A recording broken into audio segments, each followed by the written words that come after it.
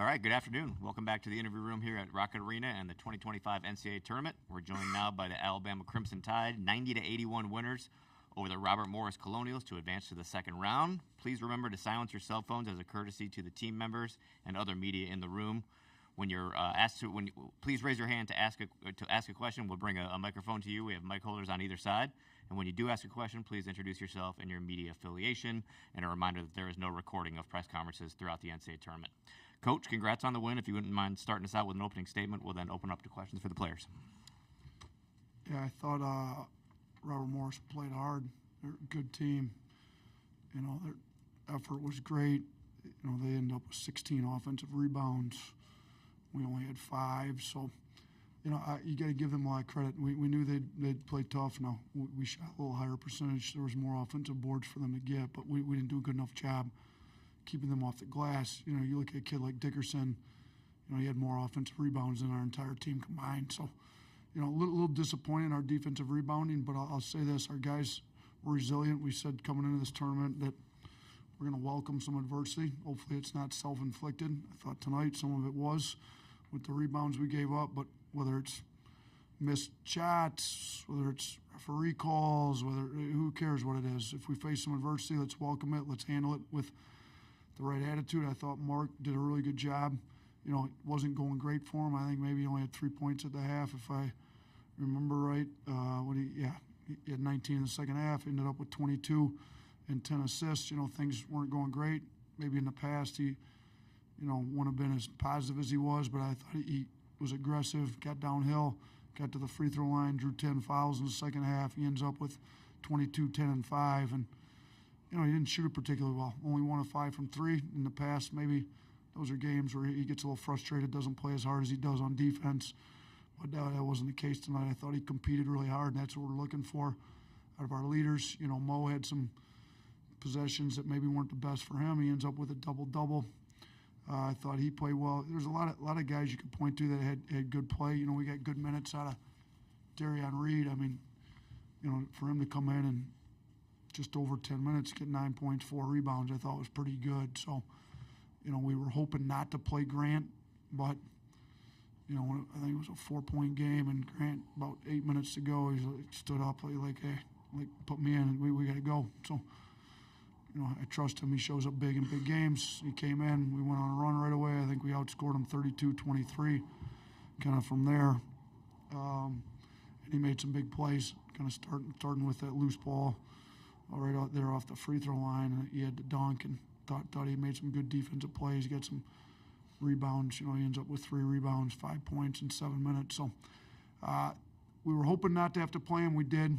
I think he'll be all right. We got to get him bunch of rehab because we're going to for sure need him no matter which team plays here. They got a lot bigger front court, whether it's Vandy or St. Mary's, either one.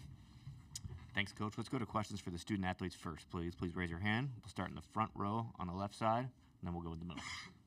Chase Goodbread with the Tuscaloosa News. Mark, can you just speak to what Coach Oats mentioned about contributing in other ways, maybe than three-pointers in a game like this where you've got 10 assists, you knock down 11 free throws, and just got it done other ways?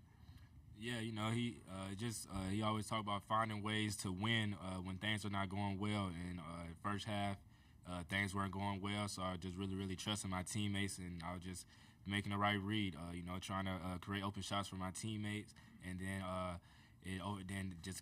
kept playing the right way, and then the game repaid me back.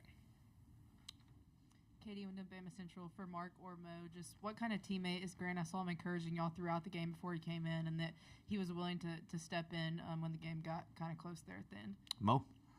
Grant, he's a positive teammate. You know, he always uplifts us.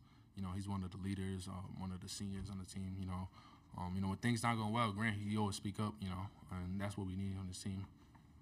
Left row, third row here. Joe Rady, Associated Press. Mark and Mo, how much does tournament experience come into play, especially in a first-round game like this where there might be some adversity in the second half?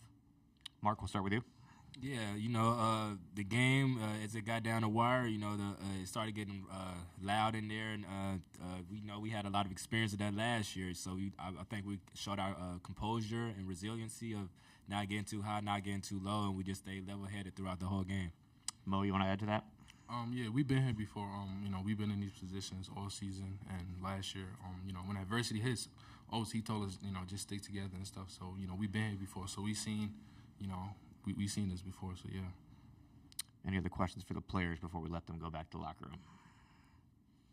Okay, thanks, fellas. Congratulations. We'll continue on with Q&A for Coach Oats. Please raise your hand. We'll start in the second row on the right side. Julie Mitchell, WVTM 13 in Birmingham. Coach, you talked about before this tournament your leaders needing to step up, show how bad they want to keep playing together for each other. To see Grant say, put me in, Mark give you 19 in the second half, how big were your leaders today? No, they were huge. I mean, Mark kept saying, like, we're not losing this game. Like, guys, you're playing like we're playing tomorrow. There's no game tomorrow if we don't win. Like, he kept saying it in the huddles, and you could tell he had a sense of urgency about him in the second half. I mean, he got to the free throw line. His three wasn't dropping, so he got in. He got fouled. He converted some tough layups. So, and I thought he played pretty hard on defense the second half. And then for Grant to, the plan wasn't to play him. He said it wasn't feeling all that great this morning. But so I didn't, trainer Clark said he was going to be available, but ideally we don't play him. Well, then a lot closer than anybody anticipated. They're a good team. They played hard.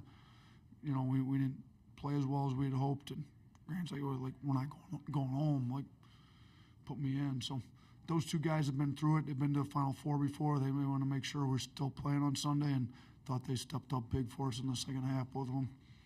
Thanks, Coach. Second row on the left side. Ashley Bastock, Cleveland.com. Nate, I know you mentioned Dickerson in your opening, and I know yesterday you seemed prepared for him and well aware of what he could do and how he could alter a game. I guess, was he as advertised for you guys, and what do you think was the difference down the stretch despite his output for you guys? Yeah, I mean, he had 25 and 9. And 6 of those 9 were on the offensive board, so I mean, he's hard playing, We didn't do a very good job, to be honest with you, keeping him off the glass. He got some downhill drives. He hit the 1-3. I mean, we kind of played him like a 5 and kept our 5 on, so he ended up he was 1 for 8 from 3. But, everywhere else, I think he was like 10 of 14 from 2. So we didn't do a great job, but you got to give him a lot of credit. I mean, it's a hard-playing, athletic guy that gave everything he had. I mean, got 2 daughters here. Jossie, my middle one, she's like a sweetheart, but she said, Dad, I feel so bad for the other team. He said three never came out of the game. He played so hard. I'm like, yeah, but somebody's got to lose. It didn't need to be us. So she felt bad. He had to play the whole game. It was nice for us. He finally did foul out. He didn't have much foul trouble, and then he picked up 3 there late. But man, he's a hard-playing guy, so I got a lot of respect for him. Keep it on the left side in the front row, and then we'll go to the right. Chase Goodbread with the Tuscaloosa News. 2, if I may. Coach, can you speak to the way you were able to score at the rim with the bigs? Dioubate and Amore were 16 out of 18 from the floor between them. And then the second question, can you tell us exactly what point in the game Nelson told you to put him in? About 2 seconds before he went in, he stood up down there, said, hey, Coach, come on, put me in, I'm ready. I'm like, go.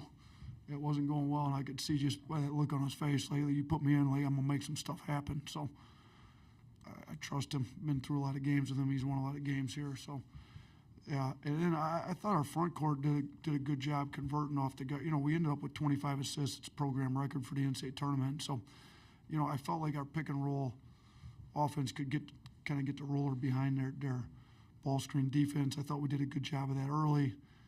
We probably should have stayed in it more. Mark kept just saying, playing more pick and rolls, get more pick and rolls. He did a good job. I thought LeBaron did a good job. LeBaron has 8 assists, no turnovers. Mark has 10 assists. The 2 of them have 18 assists, 3 turnovers combined. That's pretty good out of your 2 starting guards. So, I thought they did a good job finding the bigs. Cliff did a great job finishing. Dioubate did, as usual, does a good job finishing. Both those guys are good finishers, but we needed all those points. So, is more Mo in the second half, Cliff in the first half, but we needed both of them to play big for us. Back to the front row. KD 91 to Bama Central. Nate, you talked in your opening about how they had 16 offensive boards compared to y'all's 5. Just what are the bigs, the guards, everyone going to need to do on the glass moving forward if y'all going to have success in the tournament? I mean, Vanderbilt plays hard. We played them before. They can get there and cause problems. And St. Mary's is huge in the interior. Like we got to be better. I mean, I'm going through circling everybody on the front court that had 0 boards. And there's, I got 4 guys that play the 4 and 5 for the most part that came up with a 0 tonight. That's not good enough. We got to do better. And then on the other end, we got box out. We got to go hit somebody when a shot goes up and go get it. I mean, this is stuff we've been stressing and we're more than capable of when we've played some of the best rebounding teams in the country. Houston, Texas A&M, Mississippi State's been traditionally great on the glass. We've out-rebounded them. So we keep saying it. It's like when we know we need to do it, we do it at a high level. Why? We tried to stress we need to do it tonight. We got out-rebounded by Robert Morris. So, these guys got to step up every game because if we continue to let this happen, we won't be playing for too much longer. Second row, coach, on the right side. Colin Beasley, Pittsburgh Post-Gazette. Coach, was there anything Robert Morris did to surprise you guys? It seemed at some points like maybe your guys overlooked Robert Morris a little bit. I mean, I would hope our guys are mature enough not to overlook him, but I do agree with you that based on the energy, when the game got tight in the second half and the energy previous to that, it wasn't quite the same. And I think maybe jumping on them early, getting up 10 right out of the gate, maybe they thought it was going to be easy. You try to tell them. I mean, I try to explain to them. I was in the MAC for 6 years.